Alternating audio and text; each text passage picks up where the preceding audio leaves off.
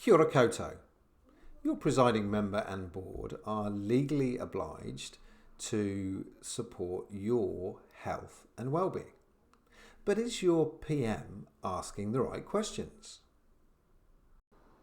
Before we dive into what those questions could be, I want to acknowledge a couple of things. First up, we know that as principals, our professional relationship with our presiding members is crucial. I also want to acknowledge that for some of you, you may not have a high trust professional relationship with your presiding member, and you're sitting there going, there is no way that I would feel comfortable answering questions like these from my PM in an open and honest way. I get it. I hear you. That being said, here are some suggestions for what those questions could be. You can give these to your PM and then they can ask you the questions as a way for them to support you and your well-being. First question that your PM could ask you. Kia ora, Michael.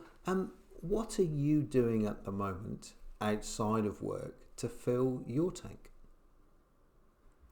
And by the way, it's emphasis on doing at the moment. It's not thinking about doing, planning to do, or I used to do it. It's doing at the moment. Next question. Michael, have you had a health checkup in the last 6 months? This is really topical for me at the moment. I recently went to my GP around, not for a general checkup, but whilst we were there, the GP said, oh, well, here, let's just check your blood pressure.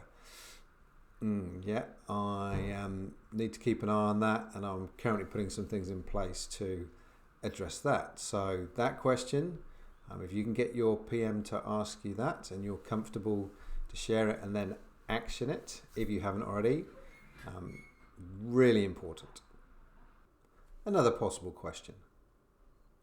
How much quality time do you spend with your family during an average term time week? Now in this question you could swap out family for partner. How much quality time do you spend with your partner? Or friends, whatever is most relevant to you and your context. And a key word in this question is quality time. So if you're sitting having a meal with your family, but your mind is somewhere else thinking about the board report you need to do or the upcoming progress and achievement report and which groups you need to focus on, then that isn't quality time because, as Gilbert Enoka says, you need to be where your feet are. Final suggested question. What tangible things can we as a board do to help support you and your well-being so that you can lead in a sustainable way?